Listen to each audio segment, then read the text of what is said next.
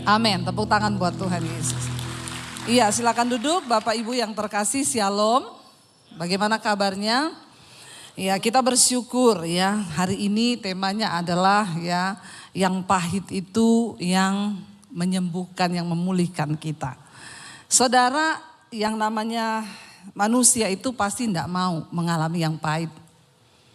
Amin apa amin? Saudara lebih suka yang manis atau yang pahit? Dalam hidup ini saudara mau yang manis atau yang pahit? Ya, jangan kebanyakan yang manis, nanti diabetes. Yang manis itu bahaya, beracun.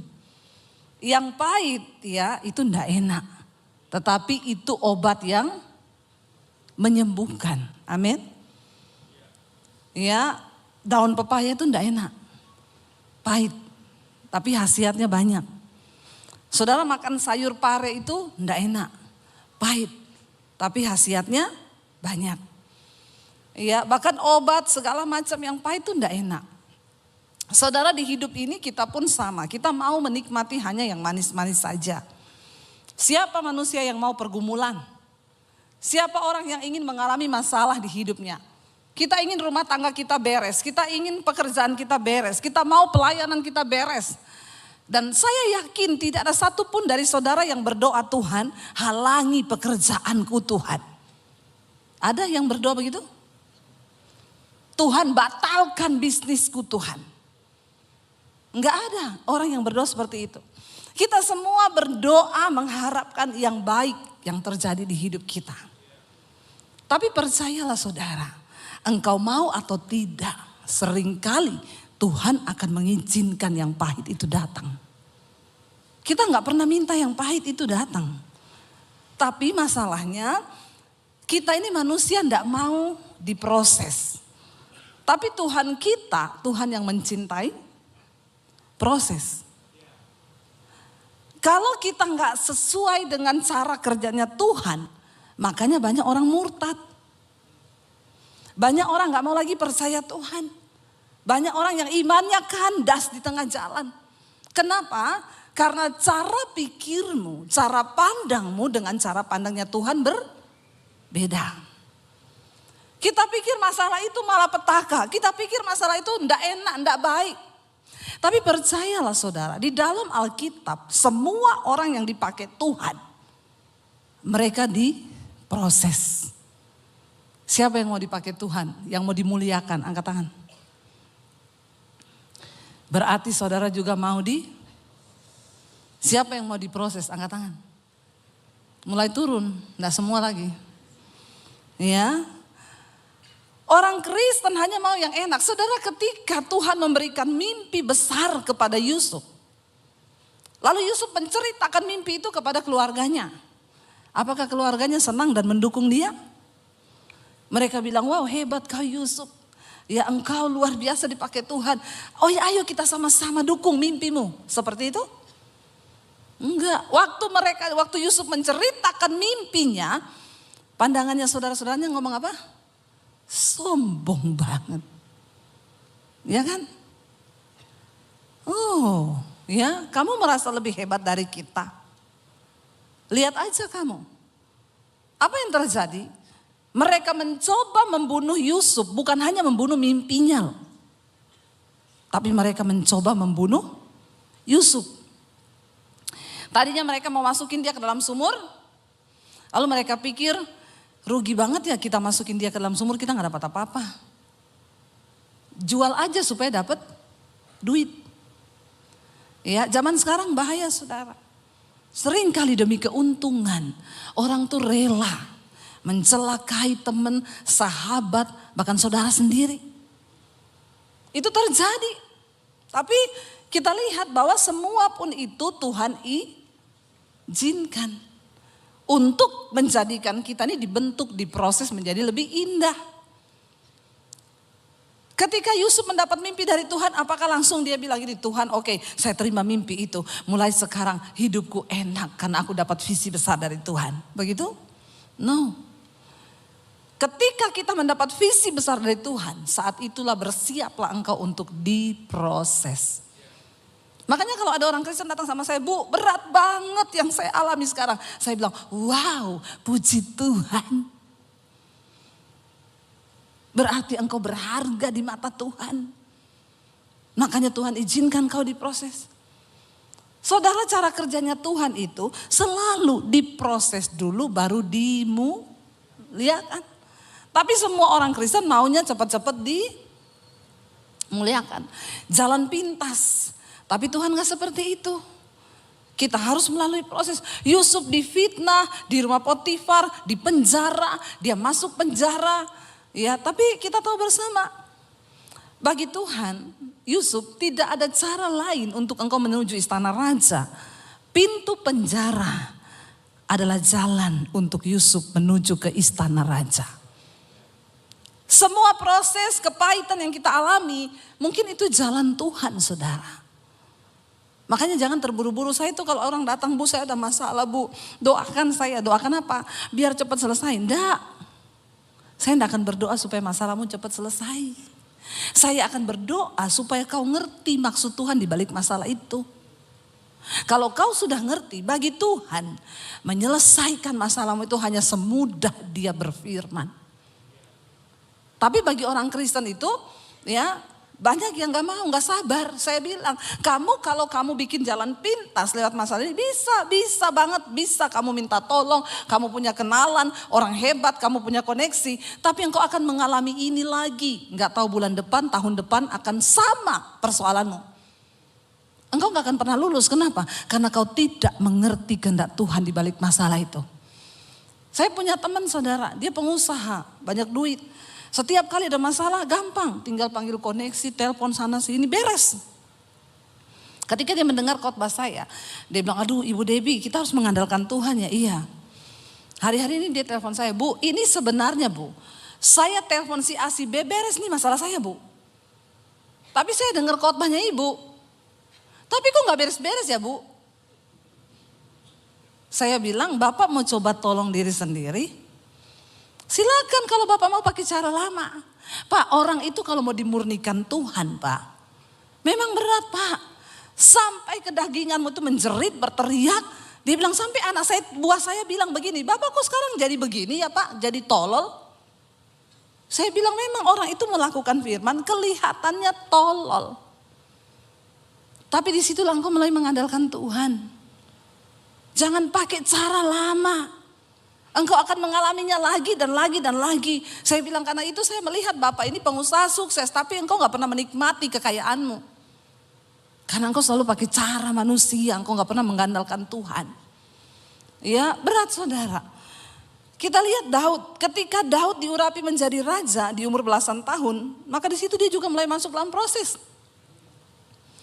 Dia dibenci sama Saul. Musuh terberat Daud dalam hidupnya. Bukan orang Filistin, bukan orang Amalek. Siapa musuh terberat Daud dalam hidupnya? Saul yang adalah rajanya sendiri. Orang yang dekat di hatinya. Orang yang dianggap diurapi Tuhan.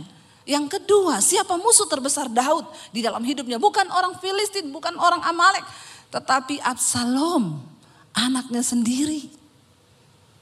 Tidak mudah bagi Daud seorang yang diurapi Tuhan. Dia harus menghadapi kenyataan di mana anaknya pun memberontak terhadap dia. Enggak jaminan saudara seorang hamba Tuhan lalu anaknya juga nurut. Kita kan enggak bisa mengontrol semua orang. Ya. Ketika Daud menghadapi Absalom saudara, dia harus melarikan diri ke padang gurun, dia harus melarikan diri menyeberangi sungai. Cuma gara-gara apa? Tiba-tiba Absalom merebut tahtanya dan mengusir Daud dari istana, bahkan ingin membunuh Daud yang adalah ayahnya sendiri. Dan akhirnya ketika Daud melarikan diri, 2 kali Tuhan beri dia kesempatan untuk bisa bunuh Absalom saudara. Bunuh Saul ya. Saul mengejar mereka. Lalu Daud berdiri di samping Saul yang sedang tertidur pulas. Anak buahnya bilang, Raja, firman Tuhan digenapi bahwa Tuhan mengirimkan musuhmu di hadapanmu. Hari ini habisi dia. Aku akan tikam pedangku ke dalam lambungnya. Saul berkata, Jangan kau sentuh orang yang diurapi Tuhan. Akhirnya dia potong jubahnya Saul. Dia bawa itu sebagai tanda. Ketika besoknya dia berteriak kepada Saul, Saul, aku ada kesempatan untuk mengambil nyawamu. Ini ujung jubahmu. Tapi aku tidak menyentuhmu karena nyawamu berharga di mataku. Tapi Saul tidak kapok saudara. Dia terus mengejar Daud untuk membunuhnya. Enggak main-main penderitaan yang Daud alami. Sampai waktu yang kedua kali pun Saul tertidur. Daud berdiri di sampingnya. Anak buahnya berkata, Tuhan izinkan aku tusukkan tombakku ke lambungnya. 1 kali tusukan saja dia mati. Daud berkata, kalau memang Saul akan mati, maka dia akan mati karena dia menemukan ajalnya. Karena Tuhan yang mengambil nyawanya, tapi bukan tanganku yang mengambil nyawanya. Berat gak bagi Daud? Berat, dia mengalami kepahitan, dia lari meninggalkan semua kenyamanannya. Tapi ketika dia punya kesempatan untuk membunuh, dia seperti orang bodoh saudara. Gak bisa melakukan apa-apa karena ketaatan kepada Tuhan. Kalau hari itu, hari pertama kali mereka dapat membunuh Saul dan Daud menyuruh anak buahnya membunuh, kira-kira selesai gak masalahnya? Selesai hari itu. Daud bisa langsung dilantik menjadi raja. Tapi Daud gak melakukan itu. Sampai akhirnya Alkitab berkata akhirnya Saul berperang melawan orang Filistin. Sementara Daud ada di persembunyian. Pada akhirnya orang Filistin mengalahkan tentara bangsa Israel. Lalu Saul ketakutan dan dia melihat semuanya dibantai mati oleh orang Filistin. Lalu Saul berkata kepada anak buahnya, tikam aku dengan pedangku. Bunuh aku sebelum orang Filistin mengejarku. Karena mereka sangat-sangat bengis orang Filistin itu. Aku tidak mau dipermainkan oleh mereka. Tapi anak buahnya berkata, tidak, aku tidak akan pernah membunuh engkau tuanku raja. Dan apa yang Saul lakukan? Dia tancapkan pedangnya ke tanah. Dia jatuhkan tubuhnya di atas pedangnya sendiri. Saul mati bunuh diri. Tapi bukan Daud yang membunuhnya. Saudara, ketika Daud bebas dari Saul, dia diangkat menjadi raja. Anaknya Absalom memberontak terhadap dia. Absalom mengejar Daud. Bayangkan saudara, musuh terbesar Daud bukan orang Filistin, bukan orang Amalek, tapi orang yang terdekat dengan dia. Dia lari saudara menyeberang sungai ke padang gurun. Daud melarikan diri dari kejaran anaknya. Dan ketika orang memaki-maki Daud, Daud cuma bilang, anak buahnya bilang, aku bantai orang itu ya raja. Kenapa dia memaki-maki engkau? Ketika Daud sedang dalam pelarian dikejar Absalom. Ya, Simei datang dan berkata, syukur kamu raja. Ya, kamu kena tulah dari Tuhan. Dasar engkau seorang dursila. Ya, engkau berhutang darah.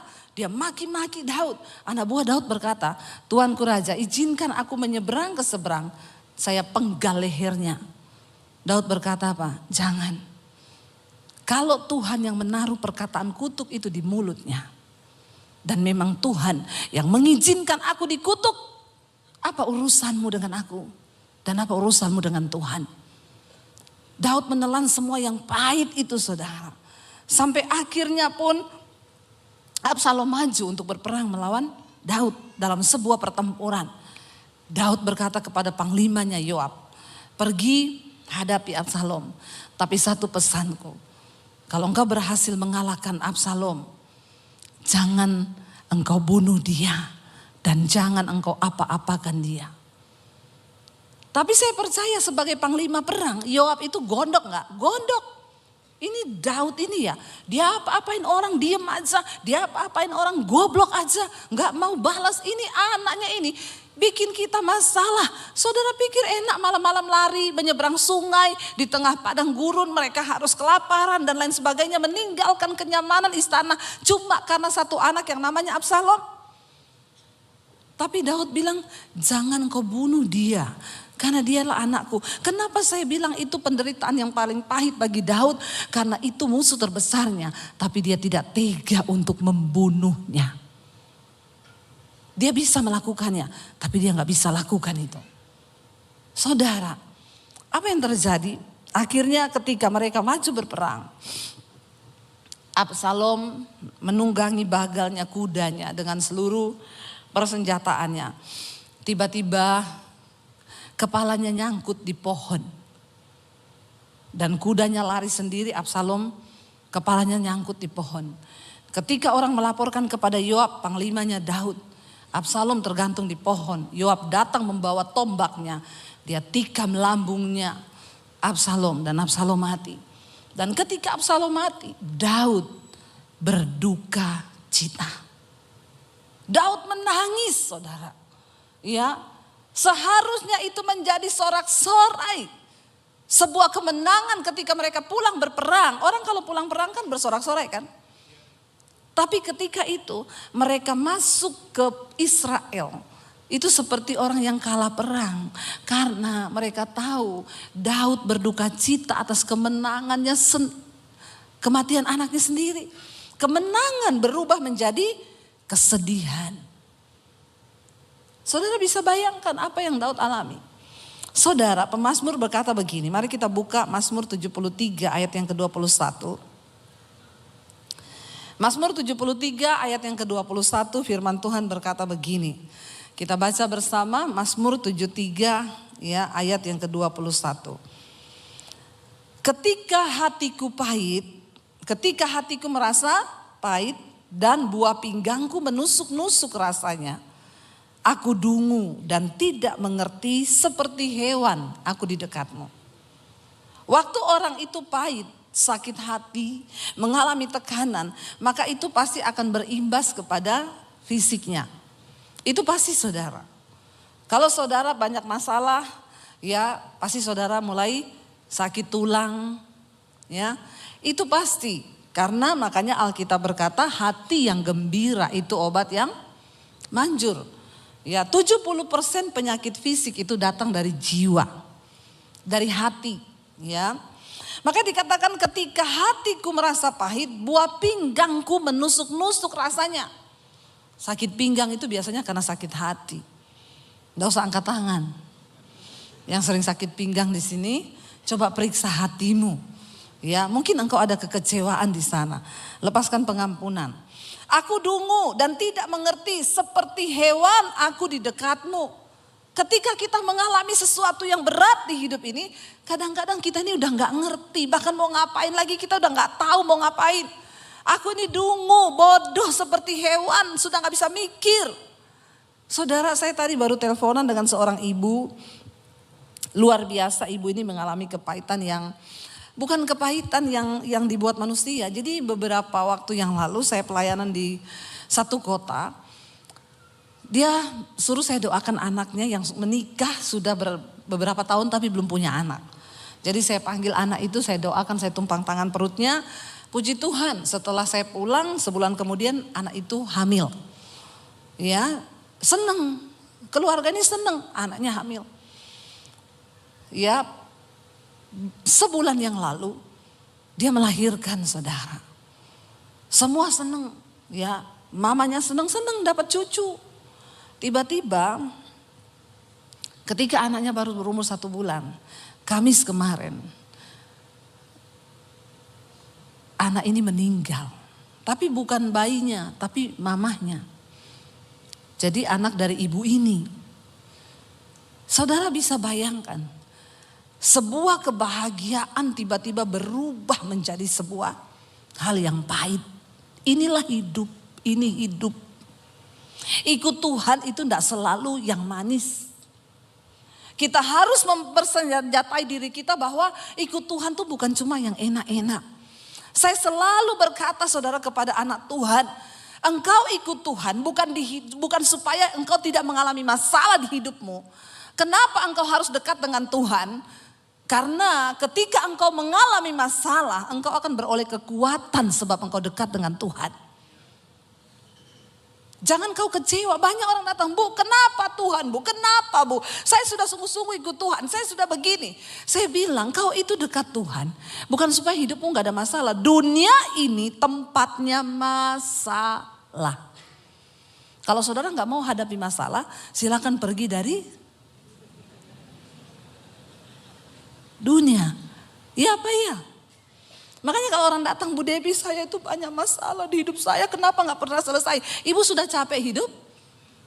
Ngomong Bu, nanti saya doakan. Karena hanya di dunia orang mati tidak ada masalah. Selama kita hidup pasti ada masalah. Tapi jangan cari-cari masalah buat lo. Jangan cari masalah. Karena hidup ini kita lurus-lurus aja banyak masalah. Kemalangan orang benar itu banyak. Orang benar loh, kemalangannya banyak saudara. Makanya jangan suka menghakimi juga kalau ada orang dalam masalah itu ada dosa itu pasti ada gini. Enggak, sering kali Tuhan izinkan yang pahit.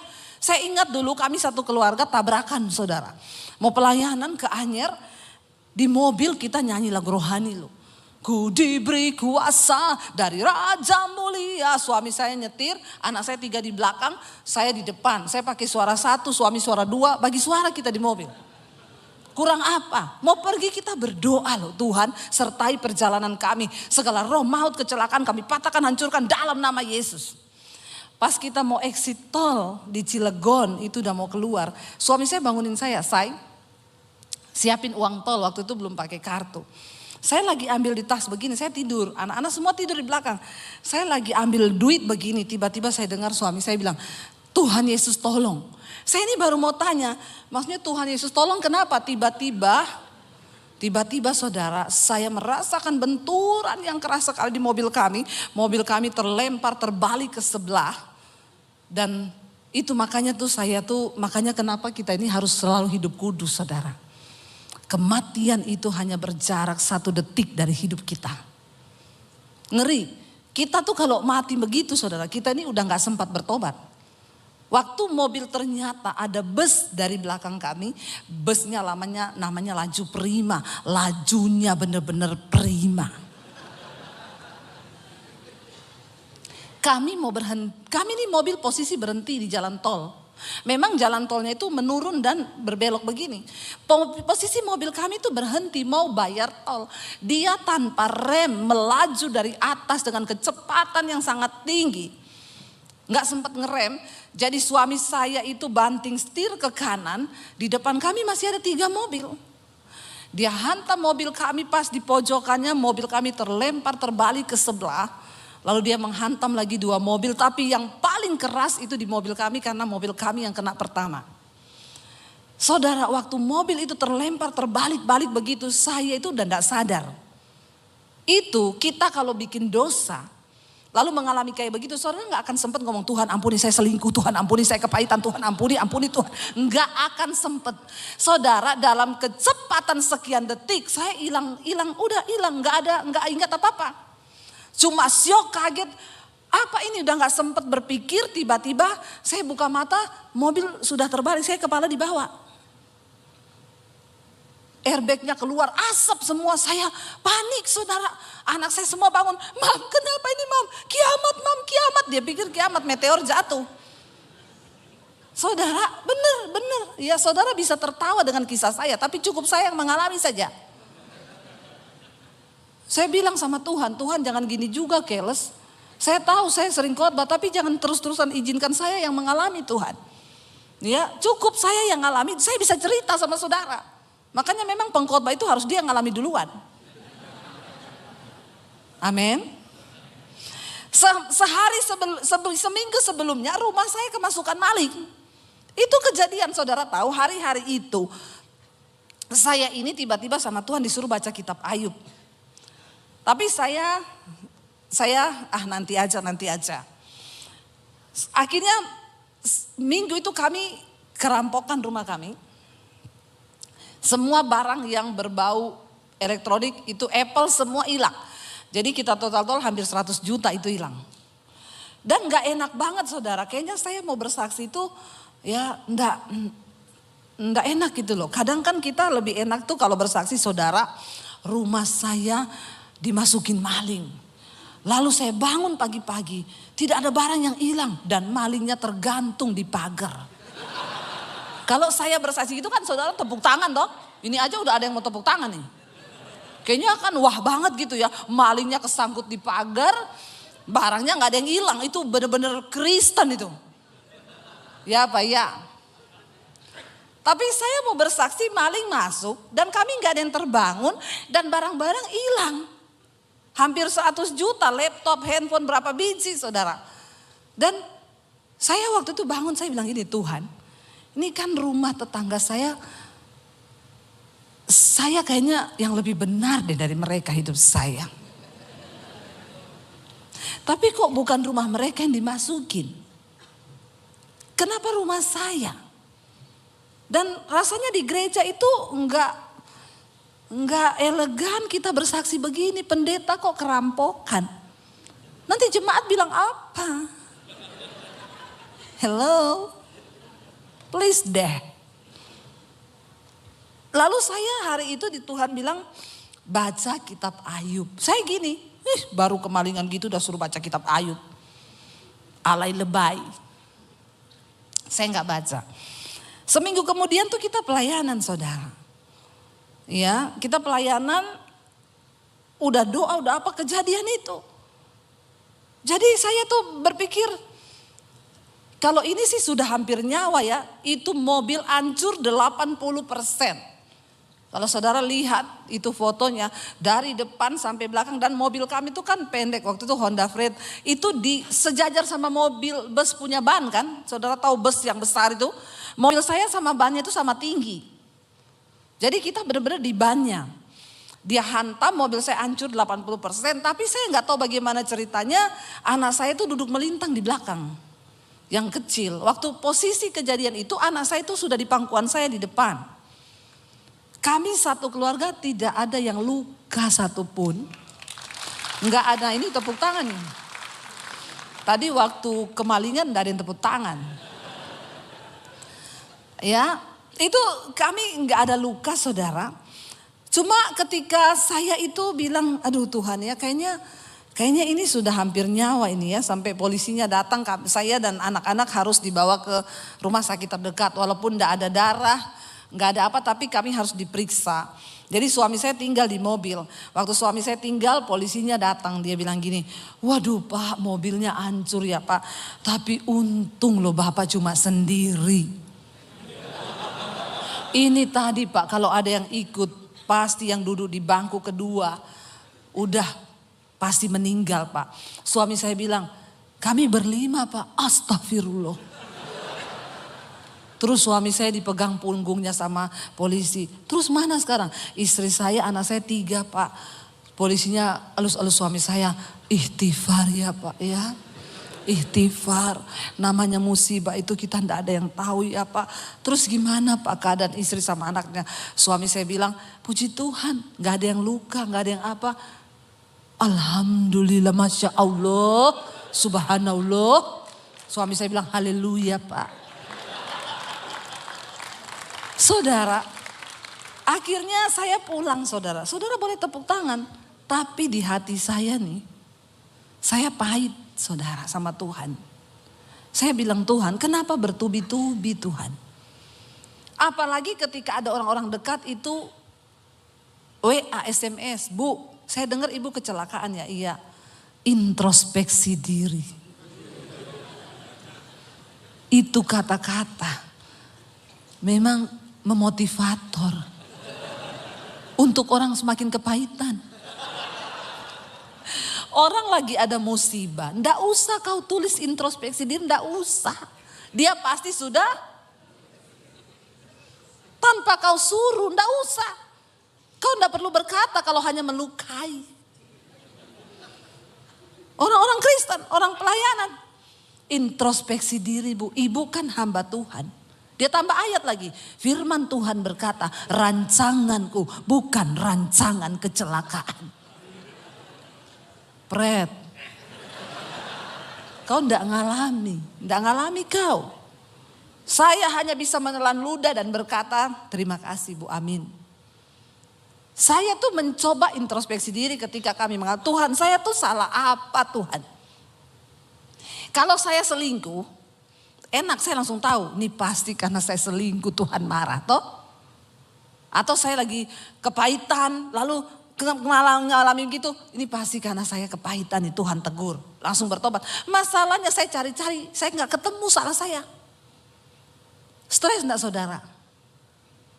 Saya pahit sama Tuhan. Kenapa engkau permalukan aku Tuhan? Aku nih hamba-Mu loh. Seolah-olah engkau meninggalkan saya. Iblis bilang, di mana Tuhanmu? Sekarang kau dicerca semua orang. Bertubi-tubi saudara yang datang. Lalu akhirnya puji Tuhan ya kami nggak mengalami apapun. Kami akhirnya berdoa, saya telan sendiri ya. Ketika kami mengalami itu juga banyak yang menjauh, dipikir kita ini orang kena kutuk. Bertubi-tubi. Lalu puji Tuhan ya setelah beberapa waktu Tuhan gantiin mobil kita dari yang Honda Freed dikasih Innova yang terbaru saat itu. Nggak usah tepuk tangan. Nggak usah. Ya. Dikasih Innova yang terbaru. Itu orang yang introspeksi diri tadi yang ngomong begitu. Dia ngomong gini, dia WA saya, Bu, saya dengar ya Ibu mobilnya diganti yang lebih bagus dari yang dulu ya. Ternyata Ibu tabrakan tuh karena Tuhan mau ganti mobil Ibu ya. Jadi saya bilang gini, Ibu mau mobilnya diganti, Mercy. Mau Bu, saya doakan masuk di bawah kontainer. Kadang-kadang orang Kristen tuh otaknya picik. Ya picik kau. Semua hanya diukur dari berkat Tuhan. Semua hanya diukur dari sesuatu yang manis. Ada begitu banyak hal yang saya dapatkan saudara. Waktu saya baca kitab Ayub itu, akhirnya saya baca itu Ayub. Saya baru tahu Tuhan apa yang saya alami ini gak ada apa-apanya dengan apa yang Ayub alami. Saya nangis waktu itu sama Tuhan. Dan saya harus merasakan itu semua. Saudara tadi pemazmur itu berkata, dia bilang begini, aku ini dungu seperti hewan aku di dekatmu. Tetapi ayat 23 berkata, kita baca bersama apa ayat 23 bilang. Tetapi aku tetap di dekatmu, engkau memegang tangan kananku. Ayat 24 berkata, dan nasihatmu, engkau menuntun aku dengan nasihatmu, engkau menuntun aku. Dan kemudian engkau mengangkat aku ke dalam kemuliaan. Walaupun pahit hari ini engkau alami, pastikan engkau tetap berada dekat dengan Tuhan. Sekalipun kau gak ngerti, aku dungu Tuhan, aku gak ngerti. Saya tadi teleponan dengan ibu yang anaknya itu meninggal. Dia nangis, saya bilang, Ibu saya turut bersimpati. Tapi Bu jangan pernah berkata Tuhan tidak baik. Dia bilang, iya Bu Debbie, saya gak menyadari, saya gak nyangka terjadi seperti ini. Ibu Tuhan baik. Iya Bu, Tuhan baik Bu. Saya banyak introspeksi diri saya Bu. Saya harus lagi lebih mendekat kepada Tuhan. Banyak hal yang saya bertobat dalam hidup ini. Wow. Puji Tuhan. Itu yang membuat hati saya senang karena dia gak jauh. Tidak lari menjauh. Saudara mari kita lihat bersama. Kita cepat saja Yesaya 38. Ketika Hizkia divonis mati sama Tuhan, dia sakit. Dia berkata begini saudara, Yesaya 38 ayat 15. Apakah yang akan kukatakan dan kuucapkan kepada Tuhan? Bukankah dia yang telah melakukannya? Aku sama sekali tidak dapat tidur karena pahit pedihnya perasaanku. Orang itu kalau pahit pedih memang susah tidur saudara. Iya enggak? Saudara ngalami enggak yang susah-susah tidur hari-hari ini? Banyak pikiran. Ya, banyak pergumulan memang tidak bisa dipungkiri. Apalagi divonis mati. Ya, kita sakit kepala aja nggak bisa tidur. Aduh, jangan-jangan ini saya ada tumor di kepala. Aduh, jangan-jangan ini udah nggak bisa tidur tuh. Ya, itu pasti pahit pedih perasaanku. Aku nggak bisa tidur dia bilang. Lalu ayat yang ke-16, ya Tuhan. Tapi dia bilang apa yang bisa kukatakan? Karena semua Tuhan yang melakukannya. Tapi ayat 16 dia bilang, ya Tuhan karena inilah hatiku mengharapkan Engkau. Tenangkanlah rohku. Buatlah aku sehat. Buatlah aku sembuh. Minta kepada Tuhan supaya dia tenangkan rohmu. Sepahit apapun keadaan yang bergejolak di luar engkau. Kalau di dalammu itu tenang. maka engkau tidak akan terpengaruh dengan apa yang ada di luar. Dan ayat 17 di sana bagus dia tulis, kita baca bersama 1, 2, 3. Sesungguhnya penderitaan yang pahit menjadi keselamatan bagiku. Engkaulah yang mencegah jiwaku dari lubang kebinasaan. Sebab engkau telah melemparkan segala dosaku jauh dari hadapanmu. Ternyata penderitaan yang pahit itu dapat apa? Menyelamatkan jiwa kita. Makanya jangan selalu benci kepada proses yang Tuhan kerjakan. Banyak orang yang akhirnya sekarang berkata gini, saya bersyukur Bu, untung saya diproses. Kalau nggak diproses, maka saya tidak akan melihat kemuliaan Tuhan. Kalau saya nggak diproses, saya tidak pernah tahu rencana Tuhan. Saudara, di hidup ini kita akan mengalami banyak hal yang bahkan kita enggak terbayang. Siapa yang terbayang saudara? Ibu tadi lagi seneng punya cucu, baru lahir. 1 bulan cucunya, anaknya meninggal. Siapa yang tahu itu akan terjadi? Tapi inilah hidup, saudara mau atau tidak. Seringkali yang pahit itu Tuhan izinkan. Tapi kenapa kita harus selalu dekat dengan Tuhan? Bukan supaya kita tidak mengalami yang pahit. Supaya kita beroleh kekuatan ketika Tuhan izinkan proses itu datang. Mari kita bangkit berdiri bersama. Kita mau bilang sama Tuhan, Tuhan seringkali jalan hidup ini tidak terselami. Tapi kami butuh penyertaan Tuhan dalam hidup ini. Supaya yang pahit itu di dalam penyertaan Tuhan menjadi sesuatu yang menyembuhkan jiwa kami. Tolong kami tetap taat Tuhan di dalam segala perkara. Kita mau bilang di hadapan Tuhan, penyertaan-Mu sempurna Tuhan. Mari tutup mata dalam hadirat Tuhan. Mungkin hari ini engkau sedang mengalami sesuatu yang bahkan engkau tidak mengerti. Mungkin engkau berkata, Tuhan, engkau tahu perasaanku hari ini, betapa bergejolak. Pahit hidupku Tuhan.